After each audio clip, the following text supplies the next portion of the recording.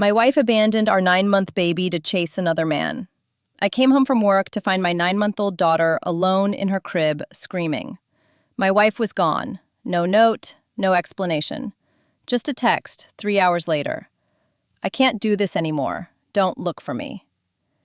That was 8 months ago. This is the story of how she destroyed our family, and how I became the father my daughter deserves. Let me start from the beginning. My wife Sarah and I met in college. We were together for 8 years before we got married. She was my best friend, the love of my life. Or at least, I thought she was. We both had good careers. I worked in finance, she worked in marketing. We had a nice house in the suburbs, 2 cars, the whole picture-perfect life. After 3 years of marriage, we decided to have a baby. It was planned. We both wanted it. We were excited. When Sarah got pregnant, I thought our life was complete. I imagined us raising our kids together, growing old together, the whole fairy tale. Our daughter Emma was born healthy, 9 pounds, 2 ounces, perfect in every way. Those first few weeks were exhausting, but amazing.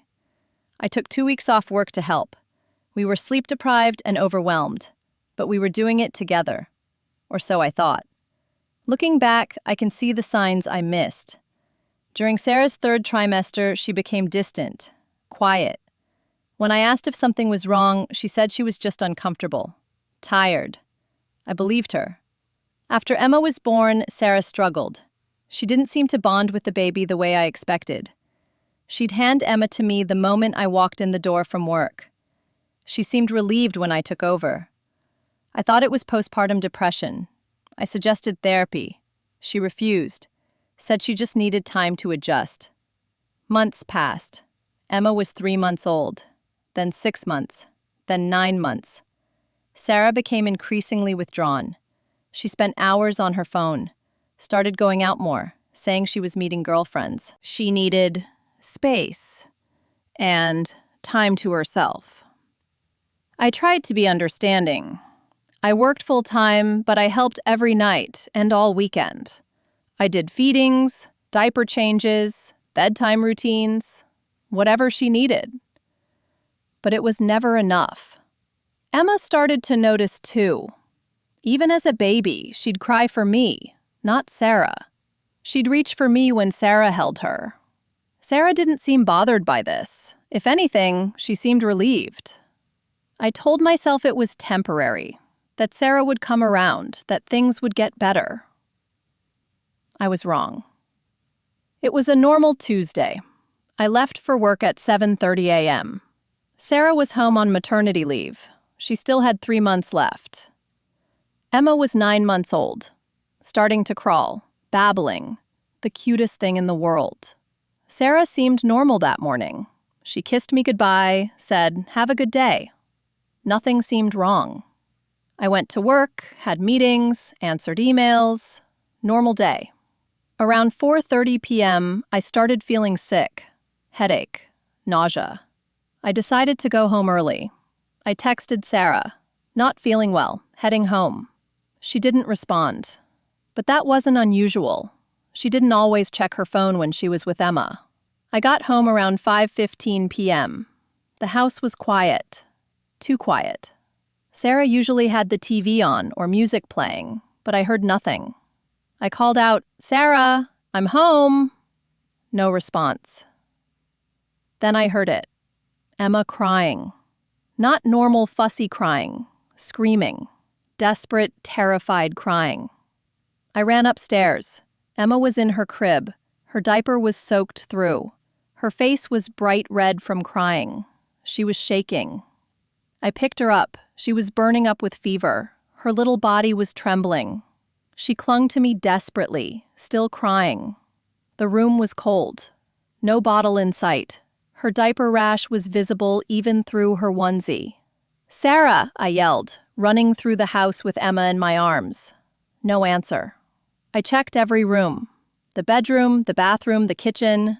Sarah's car was gone. I ran back upstairs to our bedroom.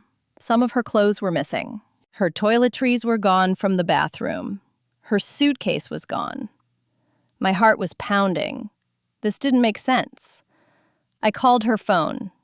It rang once, then went to voicemail. She'd declined my call. I called again, straight to voicemail. I called 10 more times. Every call went to voicemail. Meanwhile, Emma was still crying. I carried her to the kitchen, grabbed a bottle from the fridge, heated it up. She drank frantically. She was starving. How long had it been since she'd eaten? I changed her diaper. The rash was terrible. Angry red marks all over her skin. She screamed when I cleaned her. I took her temperature, 102.3 degrees Fahrenheit. I called the pediatrician. They said to bring her in immediately. Just as I was grabbing my keys to leave, my phone buzzed. A text from Sarah. "I can't do this anymore. I'm sorry. Don't look for me." I stared at the message, read it 3 times. It didn't make sense. I texted back, "What are you talking about? Where are you? Emma is sick." 3 dots appeared, then disappeared, then appeared again. "You're a good dad. She's better off with you." My hands were shaking. "Sarah, what the fuck? Come home now." "I need to live my life. I'm too young for this. I made a mistake." A mistake. She called our daughter a mistake. A mistake? She's your daughter. No response. I called her again. The number was now disconnected. She'd turned off her phone or changed her number. I stood in my kitchen, holding my sick baby, staring at my phone in complete disbelief. My wife was gone, and she wasn't coming back. I drove Emma to the emergency room. The whole drive, she cried weakly in her car seat. She didn't have the energy for the desperate screaming anymore. At the ER, they took her back immediately.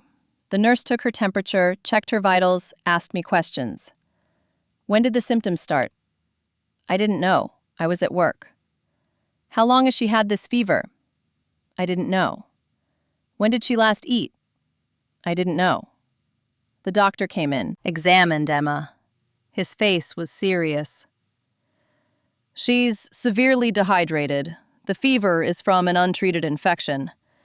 This diaper rash is extreme. How long has she been like this?" "I don't know," I said, my voice breaking. "I just got home from work and found her like this." "Where is your wife?" I had to say it out loud for the first time. "I don't know. She left." The doctor's expression changed. A social worker was called. Standard protocol for potential child neglect. I had to explain the situation, show them the text messages. They documented everything, took photos of Emma's condition. Emma was admitted overnight. They put her on IV fluids for the dehydration, gave her antibiotics for the infection, treated the diaper rash. I stayed with her all night, sat in the chair next to her hospital crib, held her tiny hand, watched the IV drip, and I cried. I cried for my daughter, who'd been left alone and suffering. I cried for myself, for the betrayal. I cried for the family I thought we had. But mostly, I cried because I didn't understand. How could Sarah do this? How could she leave our baby? The next morning, Emma was stable. They released her with instructions for follow-up care. I took her home. Called in sick to work, called my mom. My mom arrived within an hour. When I told her what happened, she couldn't believe it. "Sarah wouldn't do this," she said. "There must be some explanation." But there wasn't. I filed a missing person report. The police said Sarah wasn't missing. She'd texted me. She left voluntarily. She was an adult. There was nothing they could do. I called Sarah's mom. She was shocked. Said she hadn't heard from Sarah in weeks, had no idea anything was wrong. That's when I realized Sarah had planned this. I started looking for evidence. I checked our bank accounts. Our joint savings account was empty.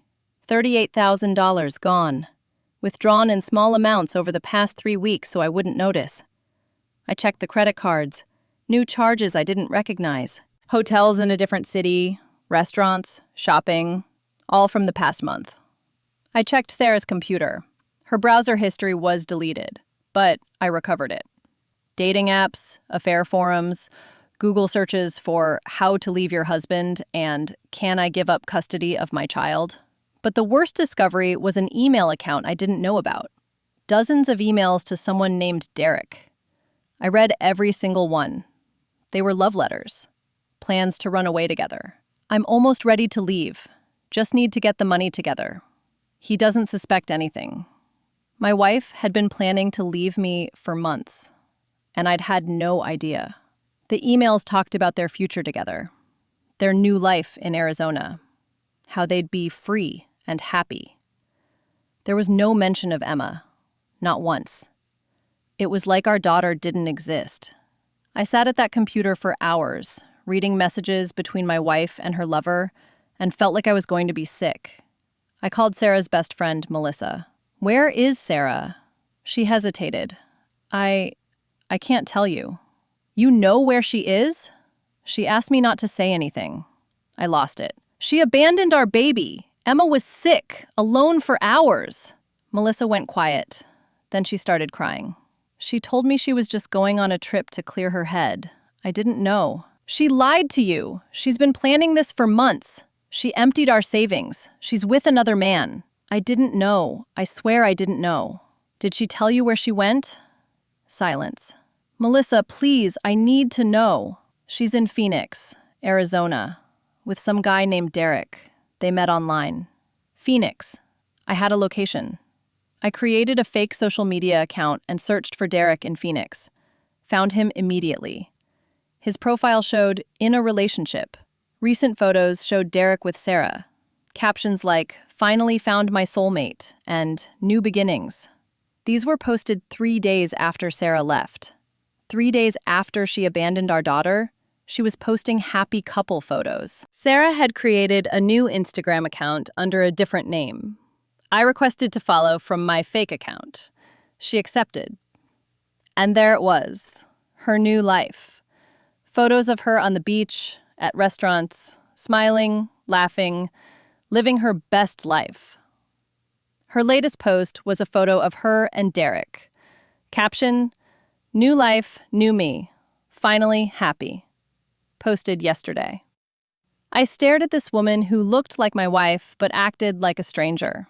She didn't look like someone who'd just abandoned her baby. She looked happy. I took screenshots of everything and went to a divorce lawyer. The lawyer listened to my story, reviewed the evidence, the text messages, the hospital records, the emails. "This is clear abandonment," she said. "We can file for divorce and full custody." The problem was serving Sarah the papers. I only knew she was in Phoenix. I didn't have an exact address. The lawyer hired a private investigator. Within 2 days, they found her, living with Derek in his apartment, working at a bar. The papers were served at her workplace. Sarah signed them without contest. Didn't ask about Emma, didn't ask for custody or even visitation rights, just signed everything. She gave up all parental rights without fighting, without even asking how her daughter was doing. I got full physical and legal custody of Emma by default. The first month alone was the hardest of my life. I took FMLA leave from work. My mom came over every day to help. I learned to do everything myself. Bottles, diapers, bedtime routines, doctor appointments. I was exhausted, emotionally devastated, financially stressed. But I was also falling more in love with Emma every single day. Emma was recovering physically. Her diaper rash healed, the infection cleared. But she was different now. Clingy. She'd panic when I left the room, even for a second. The pediatrician said it was trauma. Even babies can have trauma responses. She'd been abandoned, left alone for hours. That stays with them. We started seeing a child therapist who specialized in infant trauma. Slowly, Emma started to feel secure again. As for me, I saw a therapist too. I needed to process everything. The betrayal, the sudden single fatherhood, the fear, the anger. I was angry, so incredibly angry. Not just at what Sarah did to me, but what she did to Emma. But I was also grieving the wife I thought I knew, the family I thought we had, the future I'd imagined. Financially, I was struggling. Sarah had taken $38,000 of our savings. My salary alone had to cover the mortgage, daycare, medical bills, lawyer fees, everything. My lawyer filed a motion demanding Sarah return the stolen money. Sarah's response through her lawyer? It was my money too. She refused to return any of it. We went to court. The judge reviewed the evidence. Sarah had withdrawn all the money 3 weeks before abandoning the family. Clear intent to financially harm me. The judge ordered Sarah to return $25,000. She could keep $13,000 as her share of the marital assets. Sarah's lawyer said, "My client doesn't have the money. She spent it." The judge ordered her wages garnished until the full amount plus legal fees were paid. Sarah now owed me over $28,000. 3 months after Sarah left, I was back at work part-time. Emma was in daycare. My mom helped with pickup and drop-off. We had a routine. It was hard, but we were managing. Emma was hitting her milestones, learning to walk, babbling constantly. Her first word was dada. She never said mama, because Sarah was never really there. I'd stopped checking Sarah's social media, stopped torturing myself with photos of her happy new life. I blocked her on everything and tried to move forward. 5 months after Sarah left, I got a call from an unknown number. I almost didn't answer, but something made me pick up. "Hi, it's me." Sarah's voice. I froze. "I want to talk," she said. "About what?" "About us. About Emma. About what happened." "What happened?" I said, my voice cold. "You abandoned your daughter. You left her alone and sick. You stole our savings. That's what happened." "I know," she said, crying. "I know I messed up. I wasn't in a good place." "Where are you?" "Still in Arizona. But Derek and I broke up." There it was. "And now you want what? To come back?" "I want to see Emma. I miss her." "You gave up your parental rights." "I didn't fight the custody agreement, but I can petition to get visitation rights back." "Don't. She's my daughter too." "No," I said. "You were her mother. Then you left. You don't get to come back now that your boyfriend dumped you." I hung up, but Sarah kept calling, multiple times a day. I finally answered again, just to tell her to stop. She gave me her explanation, her sob story.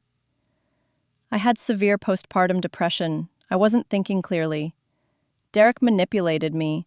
He said we'd have a better life. He promised to take care of me. Then he cheated on me and kicked me out. I have nowhere to go. I made a mistake." "You left Emma alone for hours," I said. "She had a 102-degree fever. She was dehydrated. Do you understand that?" "I thought you'd be home soon." "I came home 2 hours early. How long were you planning to leave her?" Silence. "You didn't care. You were already on the road to Arizona. You didn't think about her at all." "I was sick. Mentally sick. You need to understand." "I tried to get you help. You refused. You refused therapy. You refused to talk to me. You planned this for months. You weren't sick. You were selfish." A week later, Sarah showed up at my house, unannounced. I opened the door to find her standing on my porch. She looked different, thinner, tired, desperate. I flew back. "I need to see Emma." "You need to leave." She pushed past me into the house. Emma was playing on the living room floor. She was 17 months old now. beautiful, happy. Sarah saw her and froze. Emma looked up at this stranger. No recognition on her face. She looked confused. Then she saw me and reached out. "Dada!" Sarah tried to pick Emma up. Emma started screaming, terrified, crying, reaching for me desperately. I took Emma from Sarah. Emma clung to me, crying into my shoulder, afraid of the stranger trying to touch her. "She doesn't even know me," Sarah said, tears streaming down her face. "What did you tell her about me?" "Nothing. She was 9 months old when you left. She doesn't remember you. You're a stranger to her." "I want another chance. I want to be her mother." "You had your chance. You chose Derek. You chose yourself. Now you need to leave my house." "Our house. I'm still on the deed." "Not for long. The divorce is final in 2 weeks. I'm buying you out per the settlement agreement." "I don't want money. I want my family back." "Then you should have thought about that before you abandoned us." I called the police to remove her from my property, but Sarah didn't give up. She filed a petition in court. She wanted her visitation rights reinstated. She claimed she'd had postpartum psychosis, provided a therapist's letter written recently, claimed she was better now. My lawyer fought back, hard. We presented the hospital records from the night I found Emma. We presented evidence of months of planning, the emails, the bank statements. We had Emma's child psychologist testify about her trauma and attachment issues. The court hearing was brutal. The judge reviewed everything. Then she looked at Sarah. "Ms. Sarah's last name, you abandoned your infant daughter when she was critically ill. She required emergency medical treatment due to your neglect. You planned this abandonment for months. You stole marital assets. You fled the state. You made no attempt to contact your daughter for 5 months. You only returned when your relationship ended." "I was sick," Sarah started. "If you were sick, you had resources. Your husband begged you to get help. You refused. You made a conscious choice to abandon your family. Now you want back in because your life didn't go as planned. That's not how this works." The judge's ruling? No visitation rights granted. Sarah could petition again in 2 years. But she'd have to complete parenting classes, mental health treatment, and prove stability. Even then, visitation wasn't guaranteed. Sarah left the courthouse in tears. That was 8 months ago. Today, Emma is 2 years old. She's happy, healthy, thriving in daycare. She loves her grandma. She's attached to me.